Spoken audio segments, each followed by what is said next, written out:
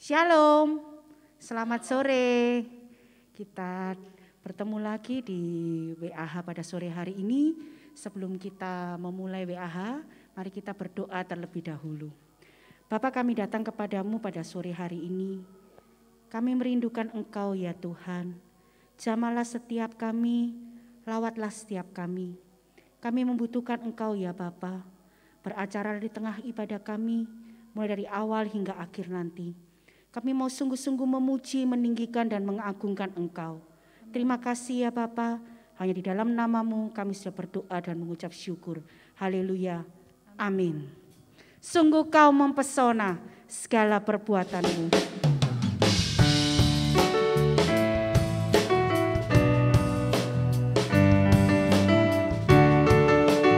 Dia Tuhan yang membuat kita terpesona. Kau mempesona segala perbuatanmu, hapuskan raguku. Kau buktikan kasih-Mu, mati bagiku, hapuskan dosaku. Sungguh Kau mempesona segala perbuatanmu, hapuskan raguku. Kau buktikan kasih-Mu, mati bagiku, hapuskan dosaku. Kau ubahkan hidupku, semua menjadi baru. Sekarang ku bersuka di dalam-Mu Yesusku. Kau jagai hidupku, melangkah di jalan-Mu, sampai ku terima mahkota kehidupanku. Terus berada di jalurnya Tuhan, melangkah bersama Tuhan, sebab Dia yang membuat kita terpesona. Kau mempesona segala perbuatanmu, hapuskan raguku. Kau buktikan kasih-Mu, mati bagiku, hapuskan dosaku. Sungguh Kau mempesona segala perbuatanmu, hapuskan raguku. Kau buktikan kasih-Mu, mati bagiku, hapuskan dosaku. Kau ubahkan hidupku, semua menjadi baru. Sekarang ku bersuka di dalam-Mu Yesusku. Kau jagai hidupku, melangkah di jalan-Mu, sampai ku terima mahkota kehidupanku. Lebih sungguh-sungguh lagi.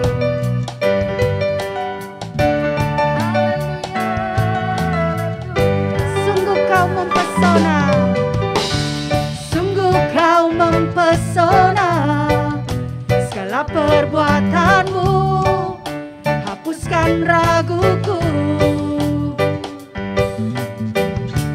Kau buktikan kasih-Mu, mati bagiku, hapuskan dosaku.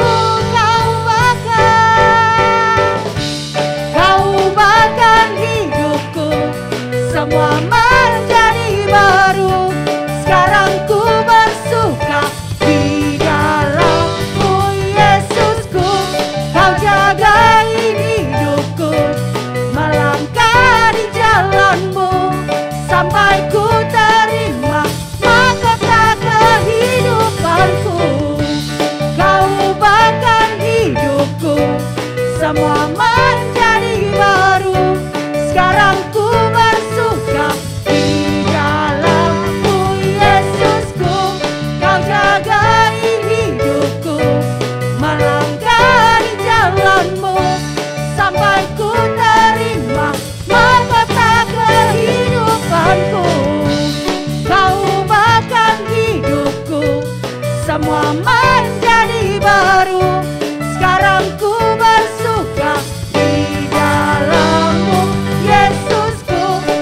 jagai hidupku, melangkah di jalanmu, sampai ku terima mahkota kehidupanku.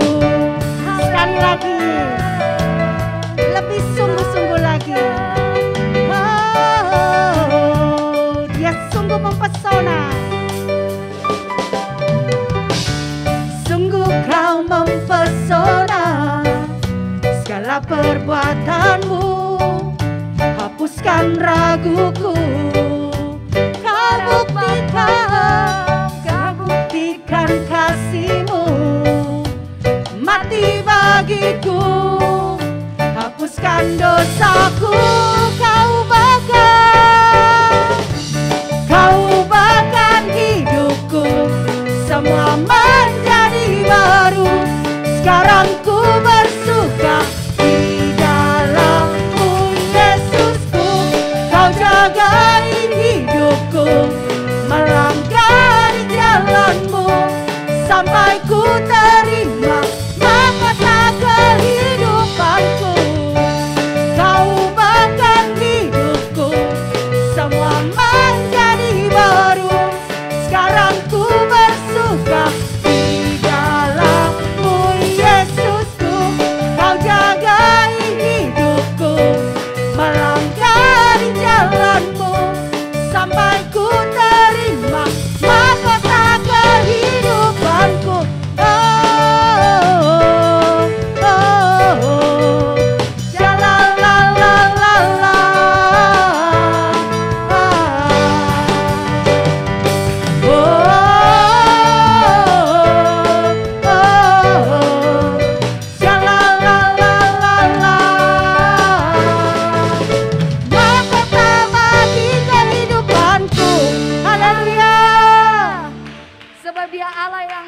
Satu-satunya sumber kekuatan kita. Haleluya, Allah sumber kuatku.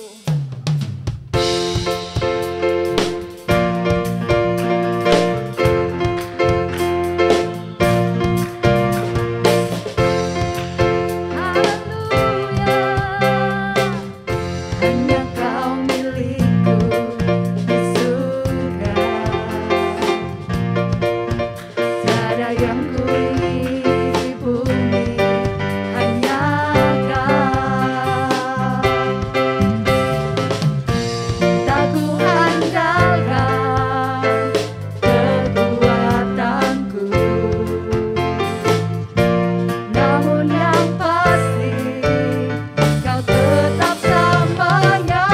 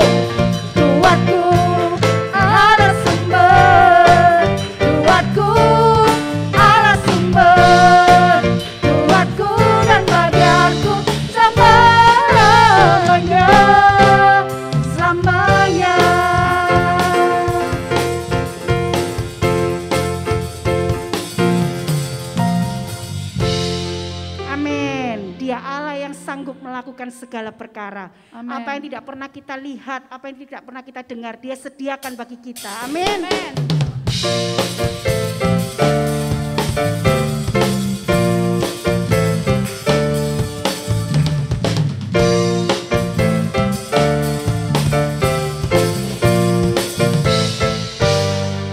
Apa yang tak pernah dilihat mata, Yang tak pernah didengar telinga, yang tak pernah didengar telinga, yang tidak pernah timbul dalam hati, yang tak pernah timbul di dalam hati, semua diserahkannya bagi yang mengasihi Dia. katakan Allah sanggup. Allah sanggup melakukan segala perkara, dulu, sekarang, dan selamanya. Kuasanya tidak berubah. Allah sanggup melakukan segala perkara, dulu, sekarang, dan selamanya. Kuasanya tak berubah. Amin. Katakan. Apa yang tak pernah dilihat mata, Yang tidak pernah didengar telinga, yang tak pernah didengar telinga, yang tak pernah timbul di dalam hati, semua disediakannya bagi yang mengasihi Dia.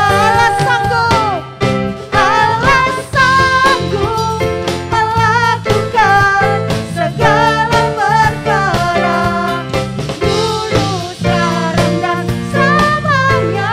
Kuasanya tidak berubah. Allah sanggup melakukan segala perkara, dulu, sekarang, dan selamanya. Kuasanya tak berubah.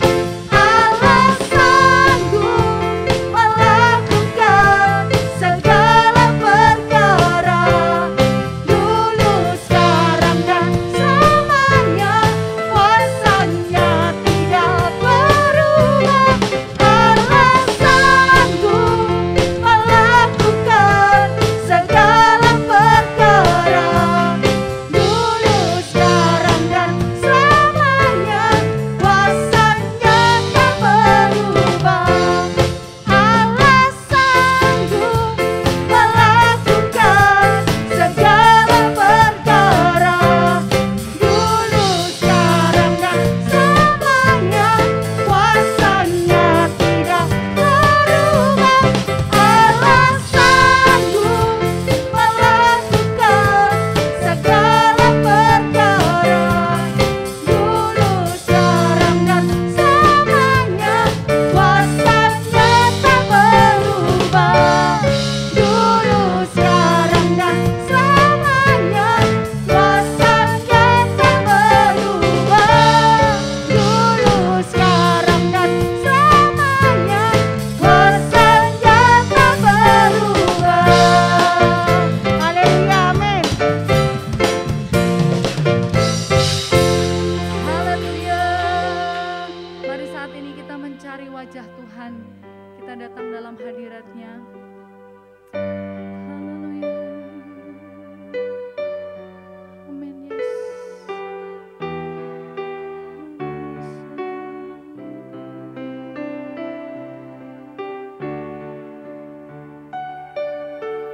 Ku mencari wajah-Mu, Yesus kekasihku,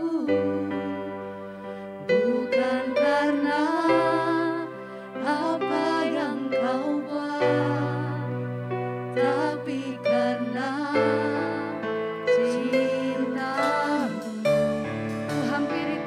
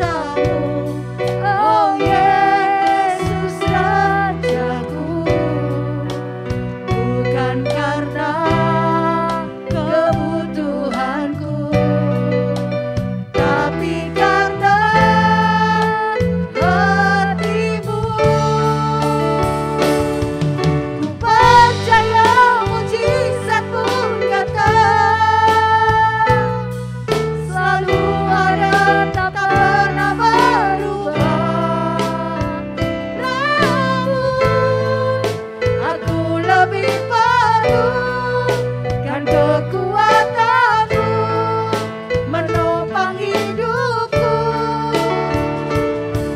Ku percaya berkat-Mu melimpah, takkan pernah kekurangan aku. Namun aku lebih perlu hati yang bersyukur, hati yang percaya bahwa segalanya akan indah pada waktunya. Kami mencari wajah-Mu Tuhan. Ku mencari wajah-Mu, Yesus kekasihku. Bukan karena apa yang Kau buat, tapi karena cinta-Mu. Kami menghampiri tahta-Mu Tuhan. Hampiri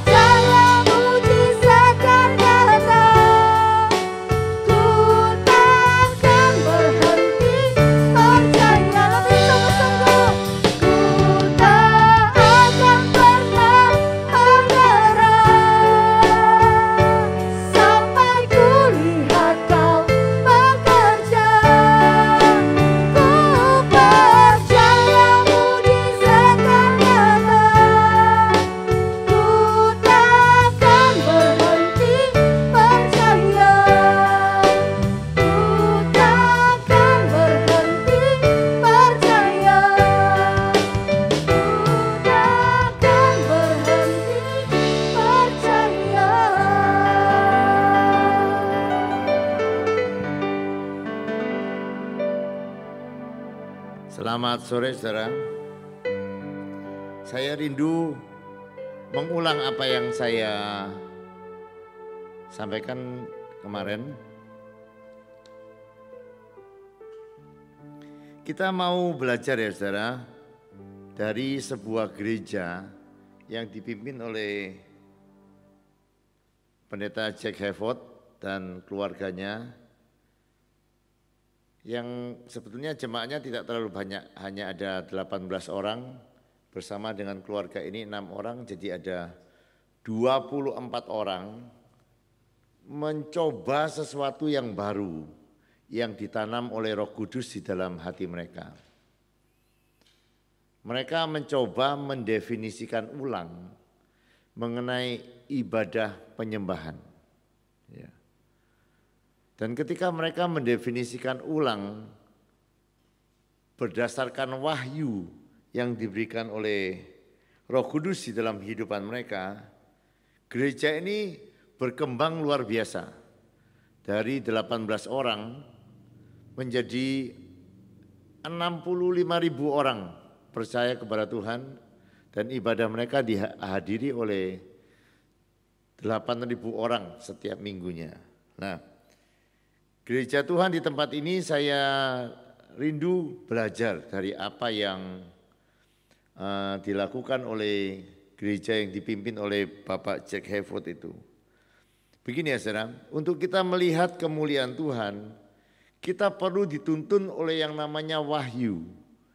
Wahyu akan menuntun kita untuk kita melihat manifestasi kuasa Tuhan.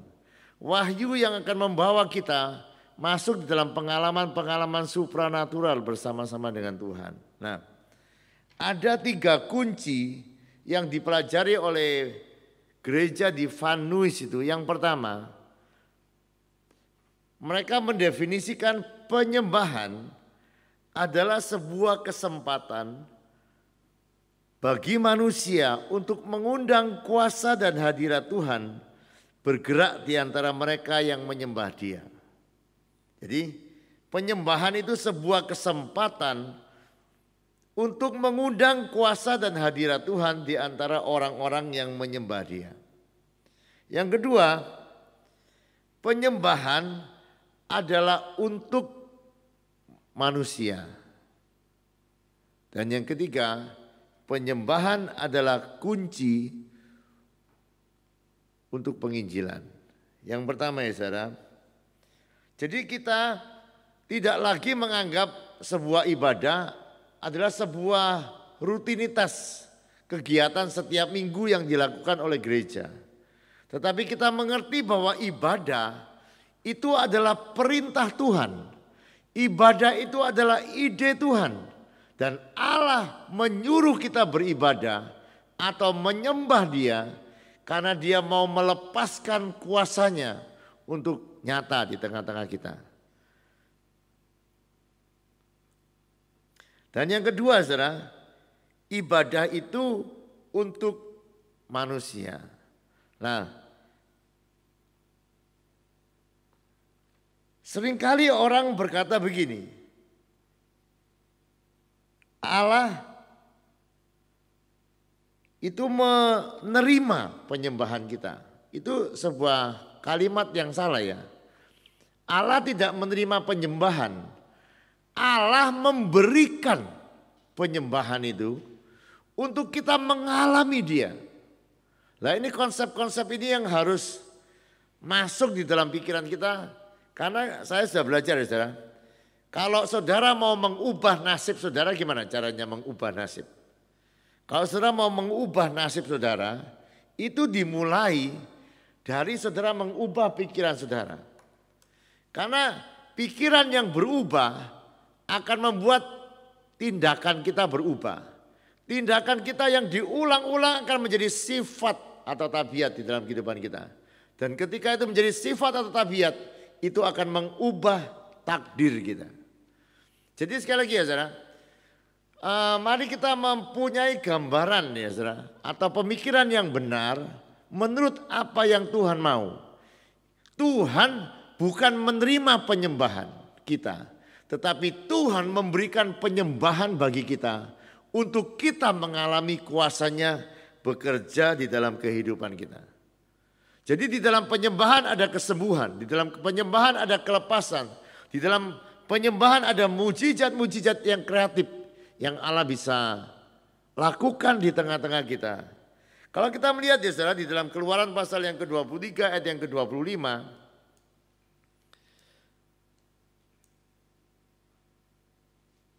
Tetapi kamu harus beribadah kepada Allah, maka ia akan memberkati roti makananmu dan air minumanmu, dan aku akan menjauhkan penyakit dari tengah-tengahmu. Ini baru satu janji ya saudara. Kalau saudara lihat ayat yang ke-26, 27, maka lihat ya. Kenapa ibadah itu harus? Lihat ya, kenapa ibadah itu harus? Apakah itu untuk Tuhan? Bukan. Itu kepada Tuhan, tetapi semua berkat-berkat ibadah itu sebetulnya untuk manusia, untuk kita orang-orang yang menyembah Dia. Jadi sekali lagi, ibadah penyembahan adalah sumber yang istimewa untuk kita bisa mengalami Tuhan di dalam kehidupan kita. Dan yang ketiga, penyembahan adalah kunci penginjilan. Saudara, di dalam sejarah Alkitab kalau sudah membaca Kisah Para Rasul pasal yang ke-16, ketika rasul-rasul mulai masuk ke Asia untuk pergi menginjil, maka Allah mencegah mereka untuk pergi ke daerah yang lain, masuk ke daerah Eropa. Nah, ketika mereka mulai masuk wilayah Eropa, satu saat mereka mengusir setan dari seorang wanita petenung yang punya tuan, yang lewat roh petenung ini bisa dapat uang banyak. Nah, ketika diusir roh jahat dari wanita petenung ini, maka tuan-tuannya kehilangan mata pencaharian, kehilangan sumber uangnya. Nah, tuan-tuannya ini lapor sehingga Paulus dan Silas pada waktu itu ditangkap. Nah, ketika mereka ditangkap, mereka dipukul, dimasukkan penjara yang paling gelap. Sepertinya perjalanan penginjilan itu berhenti di penjara. Tetapi lihat ya, di dalam keadaan seperti itu mereka menaikkan pujian dan penyembahan kepada Tuhan. Dan apa yang terjadi?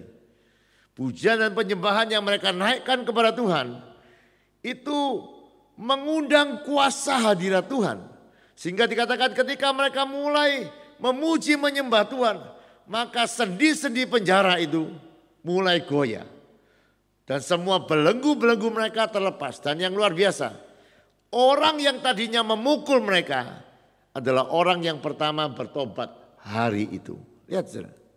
Ketika pujian dan penyembahan kita mengerti dan kita melakukannya dengan sungguh-sungguh seperti yang dilakukan oleh Paulus dan Silas, kembali Injil bisa masuk ke daratan Eropa karena kuasa Tuhan dinyatakan dan dilepaskan. Jadi saya percaya ya saudara, kalau gereja Tuhan di tempat ini belajar sungguh-sungguh memuji menyembah Tuhan, maka tiga hal ini pasti terjadi di dalam kehidupan kita secara pribadi dan di dalam gereja Tuhan. Sekali lagi saya ulang.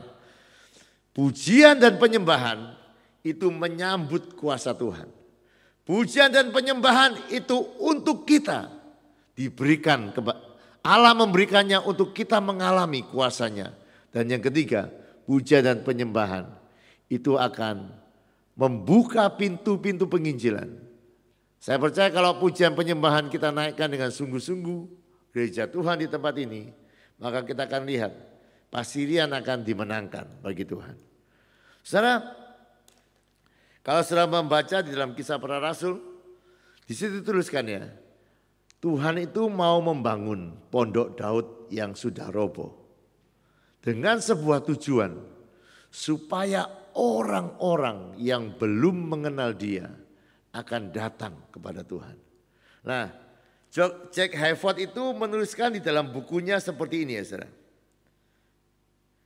Kalau kira-kira Tuhan hadir dan memanifestasikan kuasanya di dalam kebaktian-kebaktian penyembahan yang kita lakukan, maka orang yang belum percaya kepada Tuhan akan diundang datang ke tempat di mana penyembahan itu ada. Karena di mana ada manifestasi kuasa Tuhan, itu orang akan datang. Coba sudah bisa bayangkan ya, apa yang terjadi dengan gereja mula-mula. Di gereja mula-mula itu jalan menuju ke gereja itu penuh dengan orang-orang yang sakit. Mereka rindu. Rasul-rasul yang datang ke gereja itu bayang-bayangnya menyembuhkan mereka. Coba bisa bayangkan. Mereka antri di depan pintu gereja. Rindu terjadi kesembuhan. Pertanyaannya saudara, apakah saudara bisa membayangkan bahwa itu terjadi di gereja kita? Halo? Jadi bukan berbaris tukang becak yang mau mengantar kita pulang. Tetapi di jalan menuju ke gereja itu berbaris orang-orang yang rindu kesembuhan. Apakah bisa terjadi? Bisa. Karena Allah selalu memanifestasikan kuasa dan kehadirannya.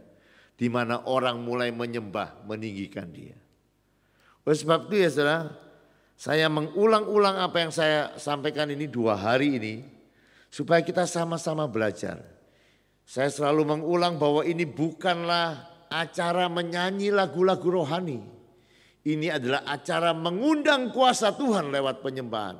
Ini adalah acara kita di mana kita bisa disembuhkan, dilepaskan dan dipulihkan.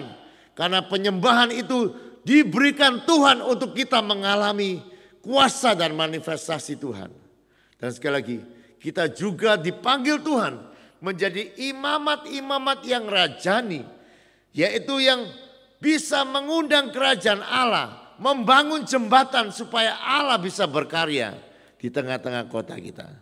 Mari saudara, kita menyerahkan kehidupan kita menjadi penyembah yang belajar menyembah Dia di dalam roh dan kebenaran dan boleh memanifestasikan kuasa Tuhan di dalam kehidupan kita.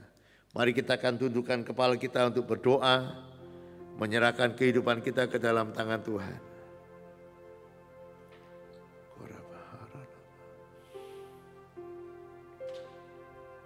Bapa, kami rindu Roh-Mu akan mengajar kami. Bapa, kami rindu Roh-Mu akan membimbing kehidupan kami. Kami rindu semakin hari kami boleh semakin melihat penyembahan yang kami naikkan ke hadapan hadirat-Mu boleh mengubahkan kami secara pribadi. Kami boleh semakin mengenal Engkau. Kami semakin menikmati kuasa-Mu di dalam penyembahan yang kami rasakan mengubah kehidupan kami. Bahkan sampai kami rindu kemuliaan-Mu dinyatakan di dalam kehidupan kami. Sehingga itu boleh menjadi jawaban bagi orang-orang di sekitar kami ya Bapa. Bapa, berkatilah gereja-Mu ini. Kami mau belajar sungguh-sungguh untuk menyembah Engkau ya Bapa. Sampai kami melihat manifestasi kuasa-Mu dinyatakan di kota kami. Kami akan melihat banyak jiwa boleh dimenangkan. Karena Engkau hadir dalam ibadah-ibadah kami, memanifestasikan kuasa-Mu. Kami rindu yang sakit akan mengalami kesembuhan-kesembuhan ilahi. Yang terikat akan terlepas. Semua pergumulan-pergumulan akan beroleh jawaban. Saat kami menyembah dan meninggikan nama-Mu ya Bapa. Oleh sebab itu biarkan Engkau mengurapi setiap kami. Urapi setiap hamba-hamba-Mu, urapi setiap umat-Mu ya Bapa. Yang memuji dan menyembah Engkau di rumah kami masing-masing. Terima kasih, kami rindu terima berkat firman-Mu pada malam hari ini ya Bapa. Mari saudara angkat tangan saudara. Demikianlah firman yang tidak pernah gagal. Tuhan memberkati engkau dan melindungi engkau. Tuhan menyinari engkau dengan wajah-Nya dan memberikan engkau kasih karunia. Tuhan menghadapkan wajah-Nya kepadamu dan memberikan engkau damai sejahtera. Yang percaya terima berkat dan perkataan. Amin.